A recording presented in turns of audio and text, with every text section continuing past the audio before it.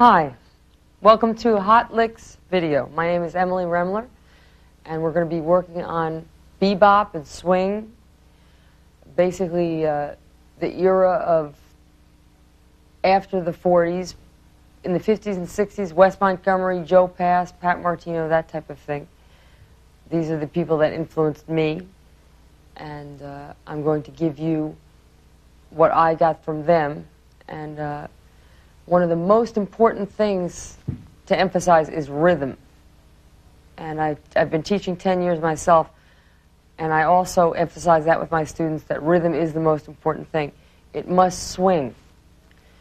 Now, you can play a million notes and you can play a million chords, but unless it's in the groove and unless it feels good, it's not going to make it. So you have to learn how to swing properly. And that is the thing, that you have to move your body. If you might have noticed, I was moving my neck, my left foot, it taps on 2 and 4, which is in sync with the accent of the hi-hat. And that way I feel the swing going through my body. I'll just play the melody one more time. 1, 2, 1, 2, 3, 4.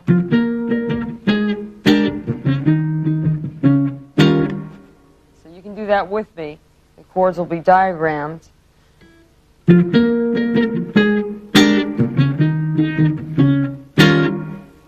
can feel that going through your body. Move a part of your body as you're doing that. And as I teach my students to play along with the metronome so they can actually get as close to perfection as they can. A metronome is perfection. Of course, none of us are going to reach perfection, but you can get pretty damn near close if you use the metronome on 2 and 4. Now, most people, classical musicians, and if you're playing Latin music, things like that, the metronome is on steady 1, 2, 3, 4 of the beats. However, if you switch this around and put the metronome clicks on 2 and 4, then you'll get the accent of the hi-hat cymbal as if you were playing with a jazz drummer. So I'm going to put the metronome on 2 and 4. I'm going to play a B-flat blues scale for you also. And I'm going to play it with the metronome on 2 and 4. First, I have to show you how you do this. For some people, it takes longer time than others.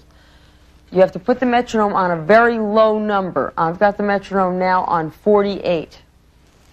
Okay, I'm going to put the metronome on.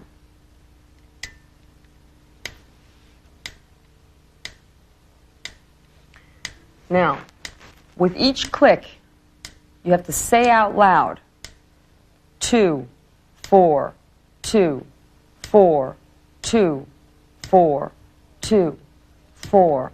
You say 2, 4 until you feel comfortable, and then you'll interject 1. Let's keep saying 2 and 4. 2, 4, 2, 4, 2, 4, 2, 4, 1, 2, 3, 4, 1, 2, 3, 4, 1, 2, 3, 4, 1.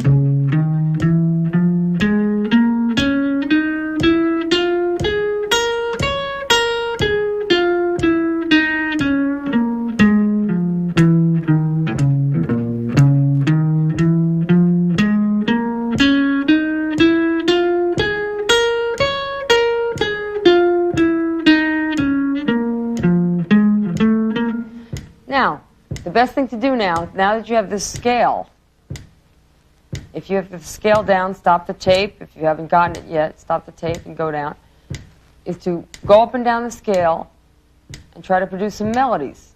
Now, I'm going to give you a demonstration of this. Oh, sorry. 2, 4, 2, 4. Say it out loud. 2, 4, 2, 4, 2, 4, 1, 2, 3, 4, 1, 2, 3, 4.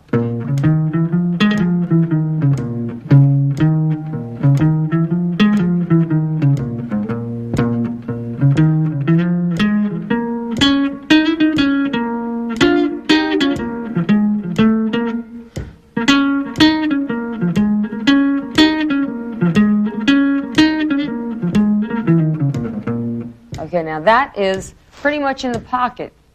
I hope you can feel it as well as I can, that is pretty much swinging.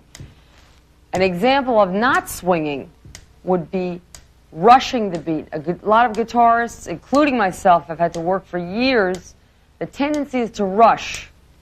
Okay, this is an example of a rushed beat. 2, 4, 2, 4, 1, 2, 3, 4, 1, 2, 3, 4.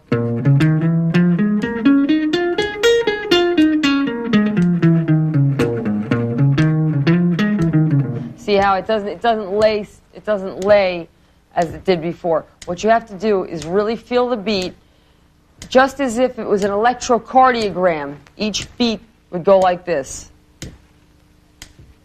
like that, and you want to be on the crest of the wave. 1, 2, 1, 2, 3, 4.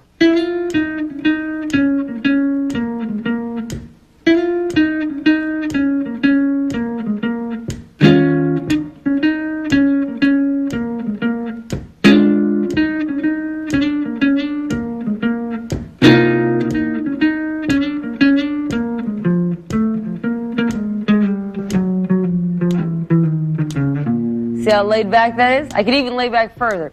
This would be a real laid back. First we say our 2, 4 to get into it. 2, 4, 2, 4, 1, 2, 3, 4.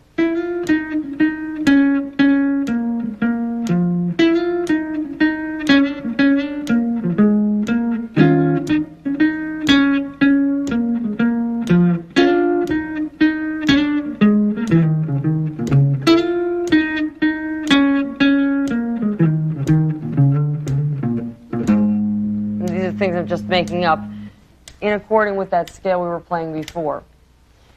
And I can't stress enough how important the metronome is. That's how I learned how to play in time. I was 17 years old, or 18 years old. I had graduated from Berkeley, and I could play a lot of notes already. I could play pretty good, but I didn't swing. I had no knowledge of what the groove, where the groove was and where all the fun was. Because that's where the fun is. When you swing, and it doesn't matter what type of music you're playing. You can be playing Latin music, you can be playing funk music. It has to groove. You have to, essentially, be a dancer.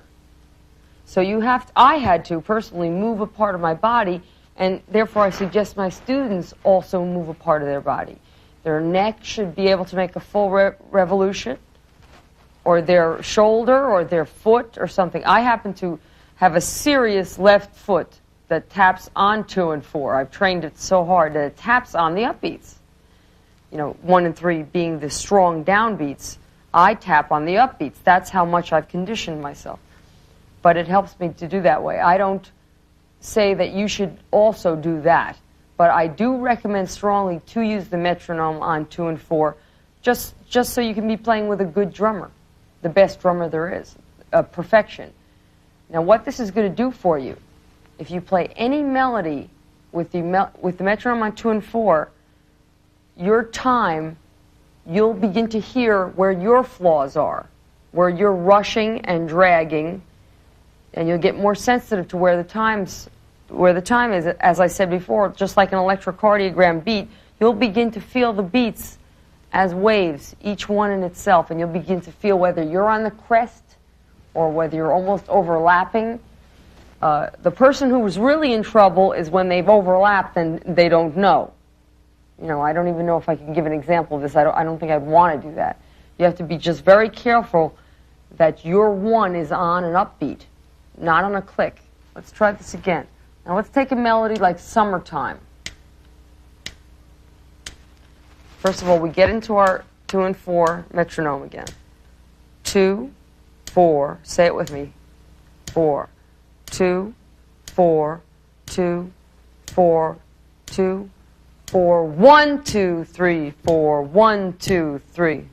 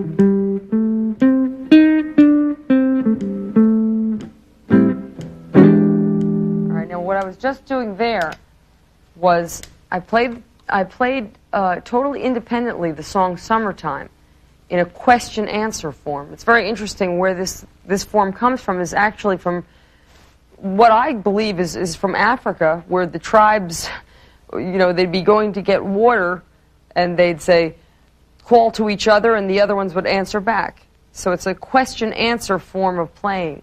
And this is, a lot of Wes Montgomery's music is question-answer form. So here's my melody, and then I answer myself, where there's room to put the chords. I had played the melody, I answered myself with the chords, and I'm a totally independent musician here.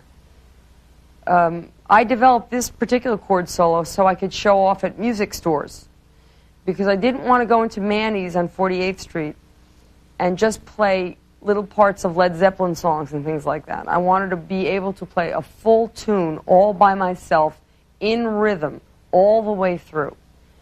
And I wanted to be able to play the chords and the melody together. In other words, when they asked me, do you play lead or rhythm, I wanted to be able to say, I play both. And it's true. Now I play lead and rhythm and bass at the same time. And that's a total jazz musician, jazz guitarist should be able to do. You should be able to be totally self-sufficient without the band behind you. And there's a whole lot of my students come in with, yeah, but when I'm with the band, it sounds so much better. What I tell them is, let me hear you play this tune all the way through in exact time by yourself. And let me hear you take a solo, and let me hear the chord changes behind it. Now, there's a way I do this for the B-flat blues, which I'm going to go back to the B-flat blues now and refer to that, is using the guide tones. The guide tones are the most important notes of the chords. They're the third or the seventh of the chord. The third or the seventh determine whether the chord is a major, minor, or a dominant chord. Now, I'll play for you by ear.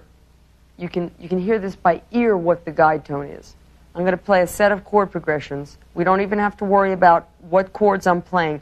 I want you to be able to hear what notes, what's really going on in these chords, what the guide tone line is.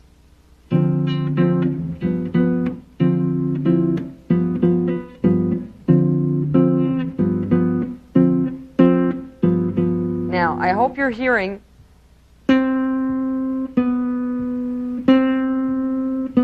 I'll do it again. Okay, between D minor, which this chord is, D minor 9, and G7 13, what's really happening is a C moving down to a B. Okay? It's not all sorts of complicated things. It's not all sorts of heavy scales to worry about. All you do is just try to emphasize that movement. Identify that change.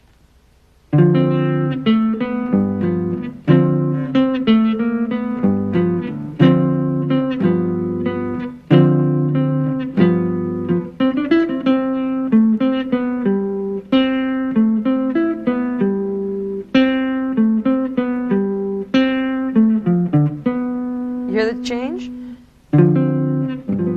Okay. Here's another set of chords.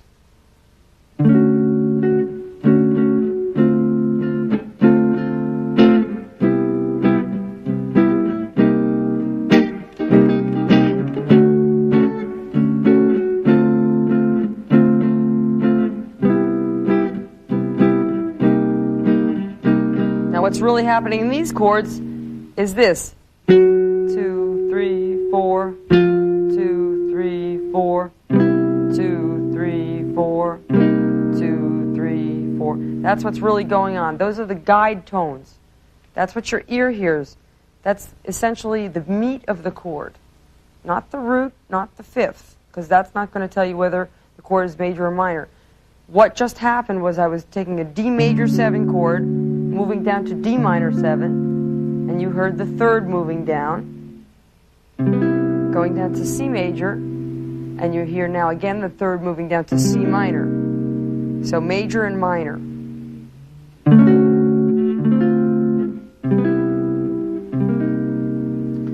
So when you're taking an improvisational solo over it, the way to make that change, quote unquote, make that change, in other words, without relying on anybody to play the chords behind you, you have to play those notes, play that situation.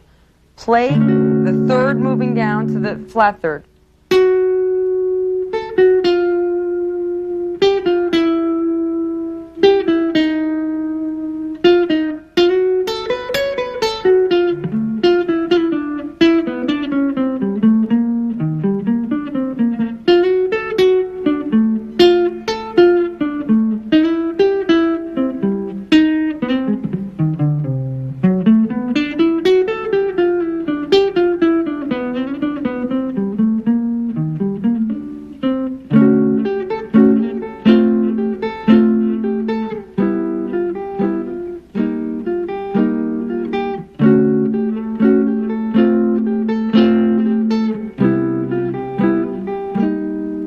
Try that by yourself.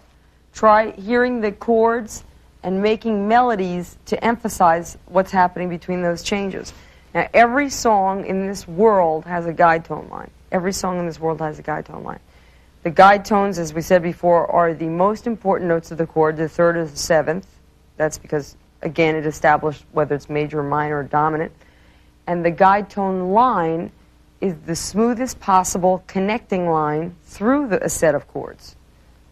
So our B-flat blues that I started with, which is an internationally accepted B-flat blues, it's different from your 1-4-5 thing. It's not a rock blues. Jazz blues goes through a series of detours and approaches, a whole lot more than rock does. Rock, 1-4-5. Of course, that's very simple rock. But jazz will do a lot of walk downs and approaches instead of that.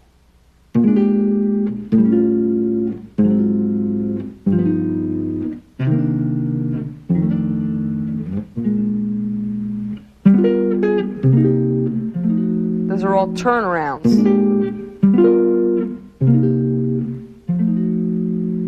Okay, I'm going to play that blues again. I'd like you to be able to play this with me now. I'm going to put the metronome on. We're going to get into it in 2 and 4. That's pretty fast. I'm going to turn it down a little lower. I'm putting it down now on 44. Now, I'm going to do a very simple type of comping. I noticed myself, I noticed myself that when I made my rhythm tapes, because basically the way I learned to play was by making rhythm tapes and jamming along with them. So it's sort of strange because that's the way I learned how to play. I would make, when I make a record, I make rhythm tapes of every single song with the metronome so I can still check that I'm okay, that I'm right. And I lay down the rhythm tracks about 5 minutes per tune, and I jam over it. And if I can't do a particular lick, I stop the tape recorder, do the lick 15, 20 times, and then I resume playing over it until I'm comfortable over it. That's the way I practice. It's very uncomplicated. Now, there are a lot of things that I have thought of, sat and intellectually thought of, and we'll get to a few of those. The guide tones being one of them, actual thinking of the guide tones. And what I will do is we're going to write down this diagram and have the guide tone line written out for you. The smoothest possible movement between the chords. And what I'm going to ask you to do is to be able to play the guide tone line over your own rhythm track of B-flat blues. In other words, tape yourself, record yourself playing a B-flat blues with the metronome on 2 and 4. That's going to be hard enough as it is. For some people, it takes a whole month to get into that 2 and 4 thing. Really feel the swing through your body, move your body, and lay down about a 5-minute rhythm track of a B-flat blues. Okay. After that, you're going to play the guide tone line that's going to be written in music or tablature, whatever the case may be, which are the connecting notes, which are the most descriptive notes of the chord. Here's a guide tune. Here are both of the guide tones of a blues. All I need is 2 notes to play a blues. And listen to this.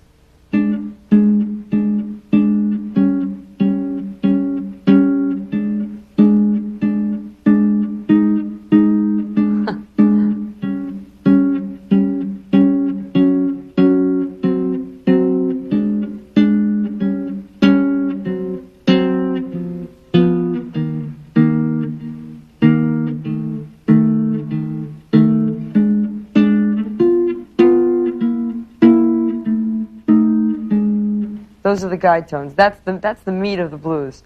So what you have to do is to be able to make those changes rather than just play blues scale over it. To be able to make all those chord changes, which, as I said, are different than the 1-4-5 because they have a lot of approaches. There's 2-5-1s. 2-5 in the key of B flat would be C minor 7 to F7. There's the turnaround at the end. B flat 7-13, G7 to sharp 9, G7 sharp 9, C minor 7 to F7 sharp 9, and there's an approach to the 4 chord. On the 5th measure, we have a 4 chord. As with all blues, we have a 4 chord. We have an approach to the 4 chord.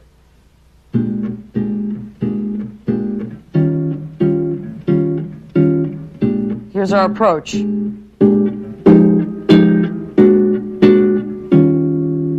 That was a 2-5 approach to the 4 chord. Okay, so instead of just rattling out the chords as in rock, we're approaching, we're tension releasing, we're taking detours and doing a lot of approaching and sort of delayed resolutions and things like that. That's what jazz is about. Okay, so putting the metronome on, I'd like you to play this with me. These chord progressions. And we're going to do a very basic rhythm. Actually, it might sound sort of corny to you. It's the Charleston rhythm, which is a dotted quarter eighth rhythm. But it's one of the first ones to learn, and nothing is corny if it swings. There's nothing more corny than something that doesn't swing and goes heliocopter, heliocopter, heliocopter, you know, that type of thing. We want to swing. We want to get into it. 1, 2, 1, 2, 3, 4.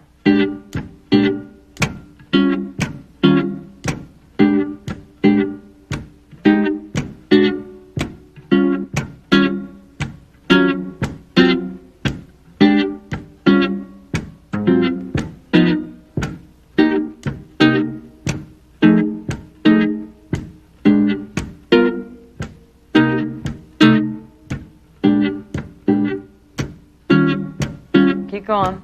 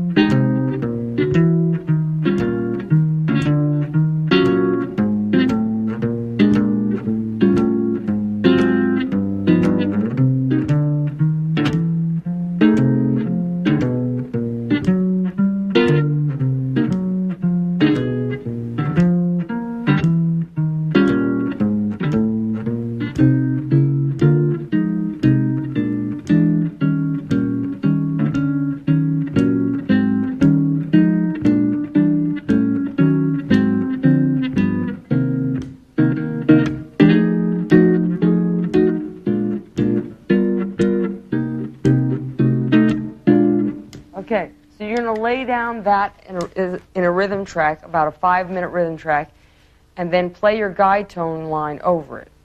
Now, here's your guide tone line.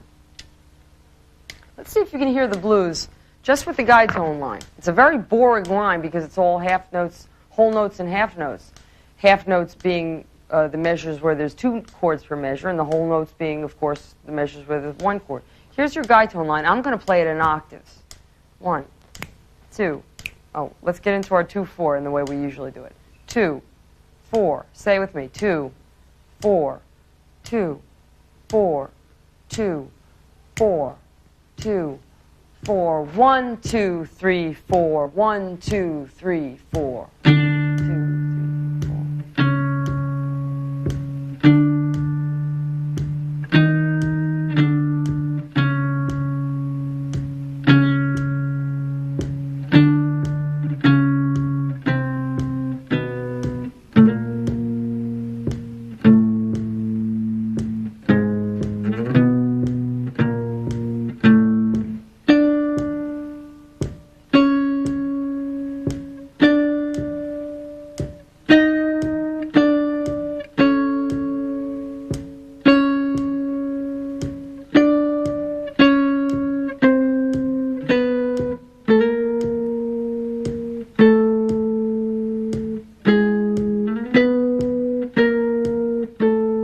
Okay, now that we've done that, and you can hear that, how it goes over the chords.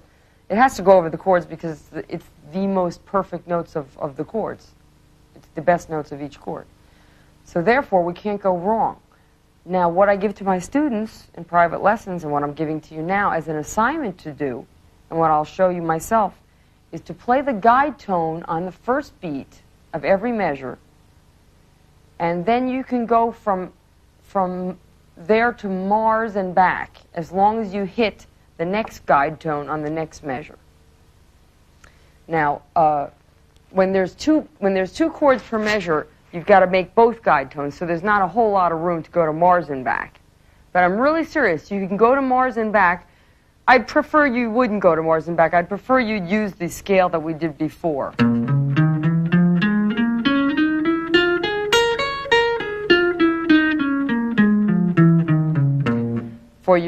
For your intervening in between the guide tone line. And you'll notice, by the way, that everything has been in the middle of the guitar. Don't worry too much about positioning, but do things that are natural to that position. I'll do that scale one more time.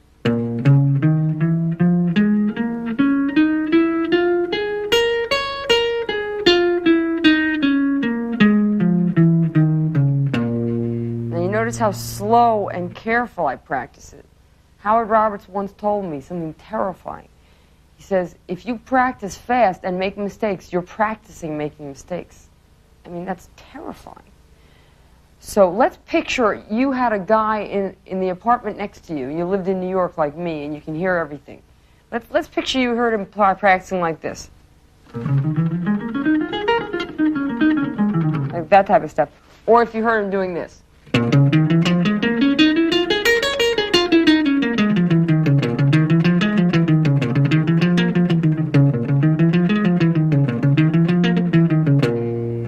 Play with conviction, play loud. Now I'm not picking so hard, I'm pressing with my left hand.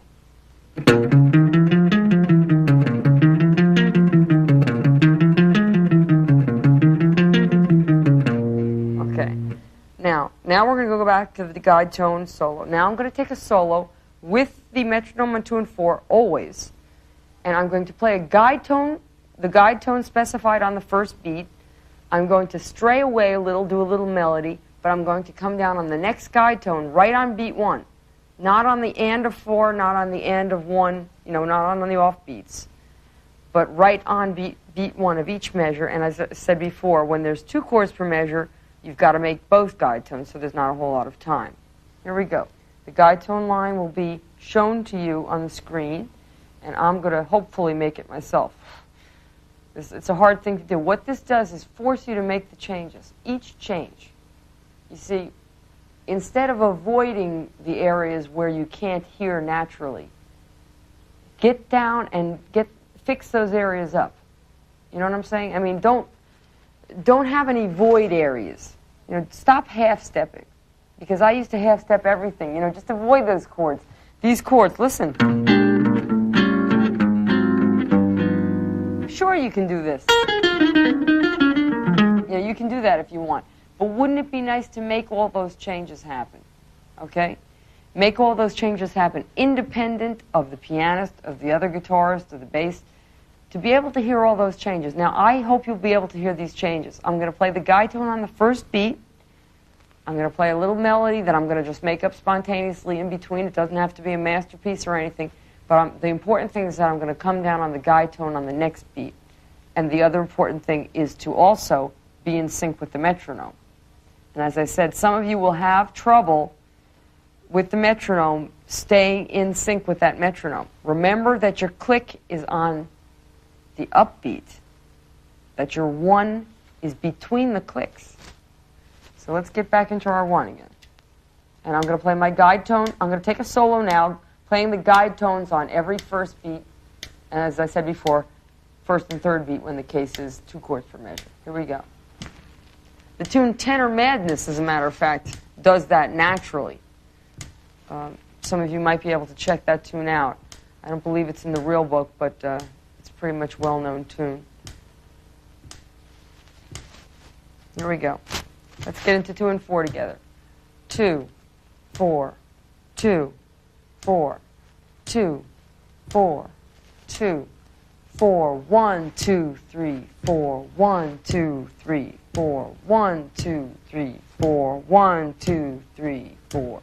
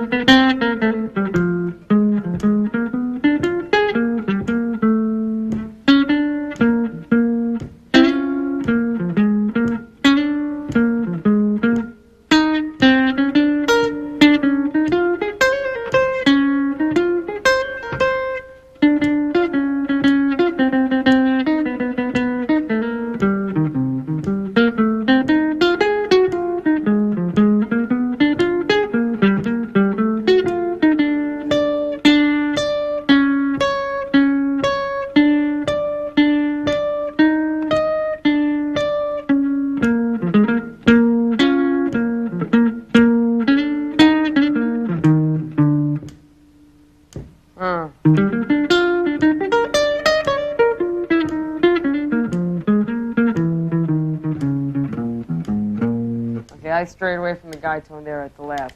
But you get the picture. It forces you to be able to make the changes. It forces you to make the changes by playing the meat of each chord connecting to the meat of the next chord. There's no way you can get off track. I mean, try to avoid playing the wrong notes in between the guide tones. But try this yourself. You're going to lay down a rhythm track, 5 to 10 minutes. The longer the better, you know. This is supposed to be fun, by the way, you guys. This is supposed to be fun. The way I practice is with me and my tape recorder. I've worn out so many tape recorders. All I do is practice with the tape recorder. That's how I play. That's how I've learned how to play. I lay down the track with the metronome, make sure I'm cool with the metronome.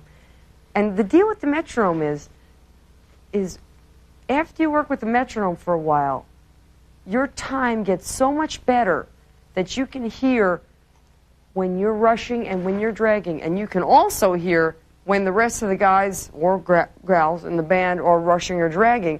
So what it makes you is you become a real pain in the neck because your time really gets so good that you can really feel confident about your time. And it changed my whole life, really, because after that teacher told me I had bad time when I was 18 years old, I went home and cried about it, and then I got the metronome and started working on it. And what happened is that now I have the likes of Pat Martino, Joe Pass, Pat Metheny telling me that I have good time, you know, and that's, what else do I have to work for? I mean, the approval of these great giants tell me that. So this is the way I've done it, and I hold no secrets back. Work with the metronome. Work with the metronome. Make sure you're in the pocket, and you'll feel it. And when it starts to swing, you get a good feeling in your stomach. You know, it's a real good feeling in your stomach. It should swing. It should be loose. It should be, you know, shouldn't be tense. Something should be moving. You should be dancing when you're playing. You know, and then also on another note, Latin should also be swinging. For instance, here's a progression, and this swings also.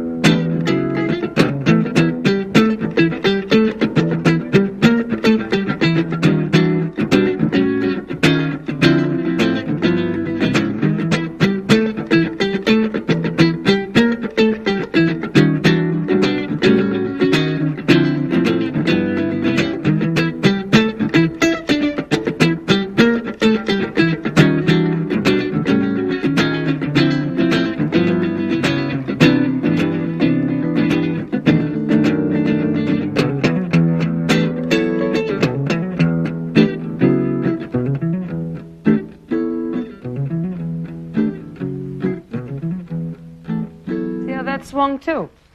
And that wasn't bebop, that wasn't swing at all. That was Latin. But it swung, it moved. Michael Jackson swings, funk swings. Everything must swing and not be stiff. Now, I guess classical music swings in its own way. I don't play classical guitar, but it's pretty much a little more rigid. All I know is that with Latin jazz, bossa nova jazz, which I had the privilege of playing with Astrid Gilberto for 4 years and studying bossa nova music, swings like hell. I mean, that's where it's at. It feels good. It's like you're dancing.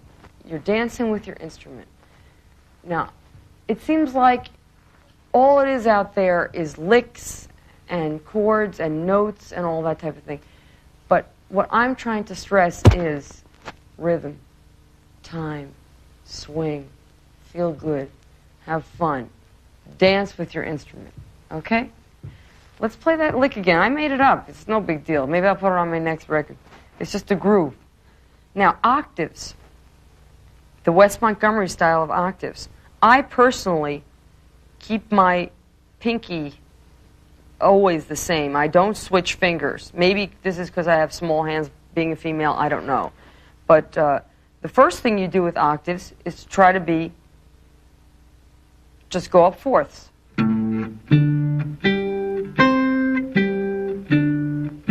You'll notice some of them are 2 frets apart, some of them are 3 frets apart. Let's do that again. Maybe the second step would be now to make a scale.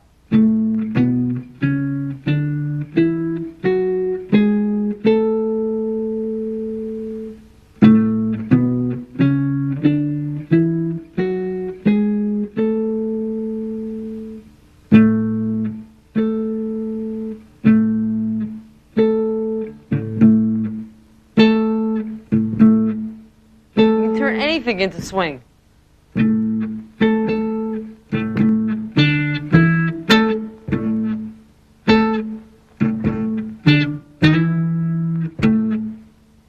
Now, you'll notice I usually put my pick in my mouth. I'm trying not to do it today so I can look halfway decent. But I have my pick between my 2 fingers and I'm playing with my thumb because I feel the fleshy sound is more warm. Now, don't worry too much about muffling the inner strings when you're playing the octaves. Don't worry too much about that. That should happen naturally, really. For instance, you see there is an inner string. It gets muffled naturally. Put your hand at a right angle. And I always tell my students, forget this. You know, maybe Jimi Hendrix, his hands were so big that he could do that. But if you're playing like this, you're cutting down on all your power. Because if you put your thumb like this, I guess this is classical technique in a way, you can have all your forearm. And I know, I can tell you, as a female, I've had to build up I got a serious bicep in this left arm because I've had to build up muscles. I've had to build up these muscles. When you play with your thumb in the middle of the back of the guitar, especially with octaves, you've got to build up a lot of muscles and a lot of strength. Then you've got your whole forearm behind you. Okay. Let's take that melody again.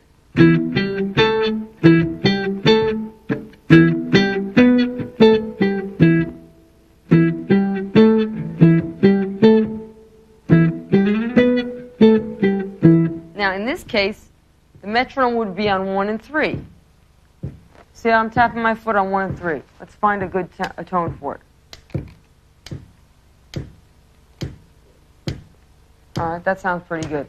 Because this is not, the accent of the drummer would not be on 2 and 4. This is Latin now. But it's got to swing also.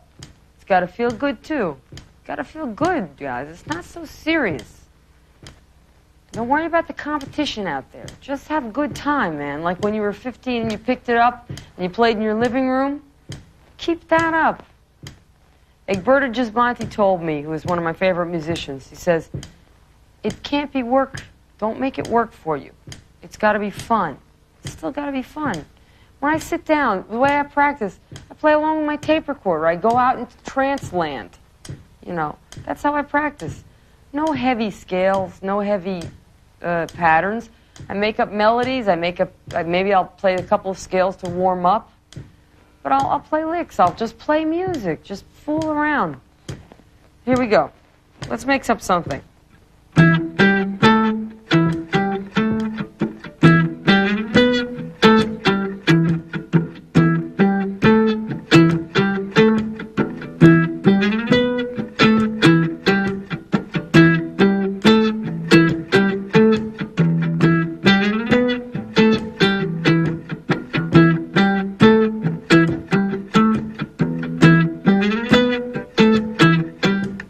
I just got an idea. Let's turn this now into swing. Okay. If we were going to turn this into swing now, our clicks would be 2 and 4 now. Let's try to get into that. 2, 4. That's pretty fast now. 4, 2, 4, 2, 4, 2, 4, 1, 2, 3, 4, 1, 2, 3, 4.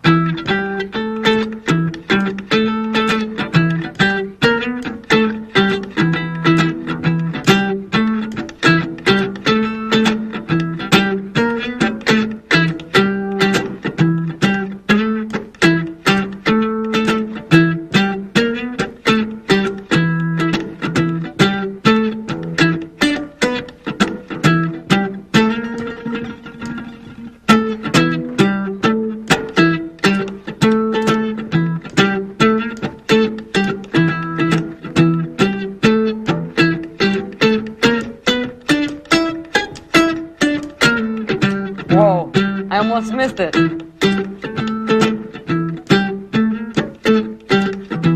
So you see the difference. Okay, let's bring it back now to 1 and 3. 1, 3. 1, 2, 3, 4.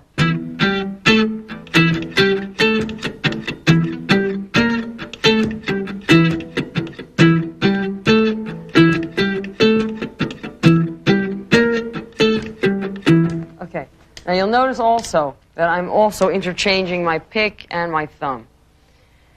I never, ever, ever worry about my right hand. I think there's altogether too much worrying about picking and how to pick and individual how what's his name picks and how what's his name picks.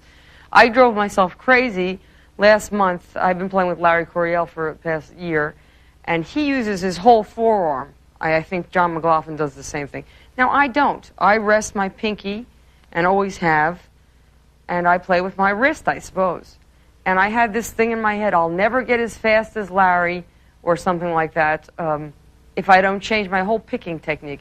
So for 3 days I was miserable trying to change my whole picking style. It didn't do a damn thing. Everyone's got their individual style. Just get the notes out clear. Okay. Now, I also want to talk something about transcriptions. They've compared me to Wes Montgomery because I transcribed a few Wes Montgomery melodies, not 5 choruses, maybe 4 or 5 licks. Okay. Now, you can either wait for them to come out 5 years later in a moment of ecstasy, or you can concentrate on it now, get it down, and develop it as part of your own vocabulary. See, your brain is a computer. If I put a melody in, it should variate it 500 times if I'm a creative musician. You know, if I believe I have the creative musician force in me, and I'm sure everyone does that is listening to this tape. So when you copy somebody's lick, try to make it part of your repertoire and then variate it as many times as you possibly can. Okay. For instance, when I first copied Pat Martino's way of playing over, let's say, A minor.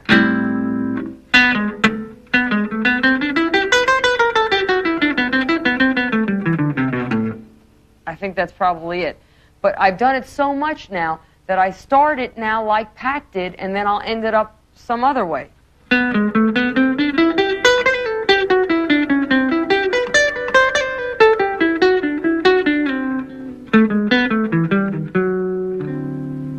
That's all over A minor to D7.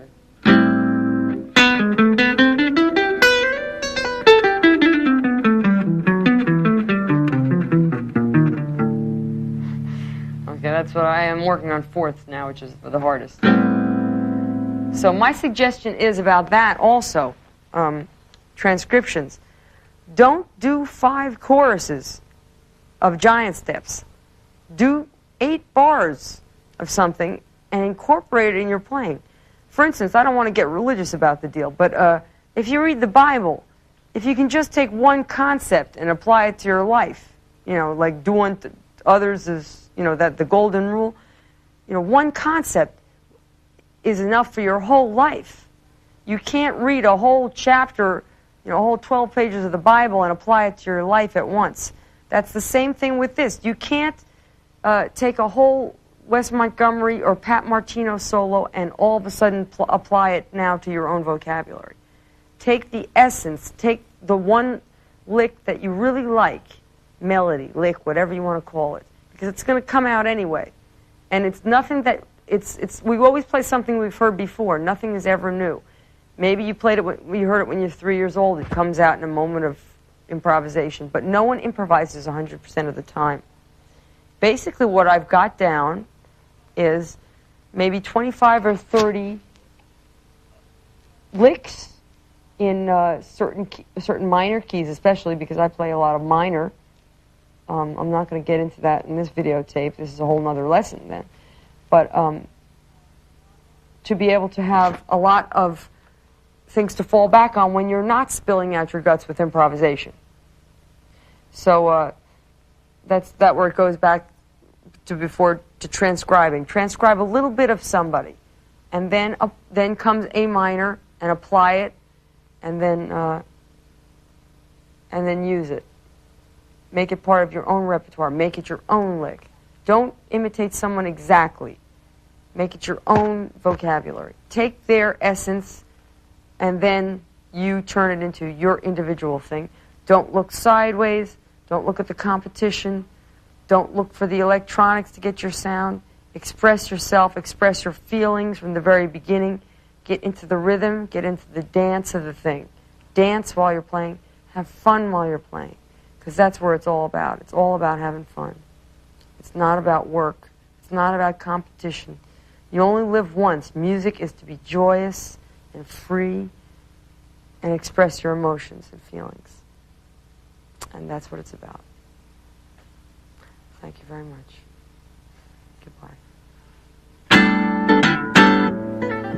Goodbye.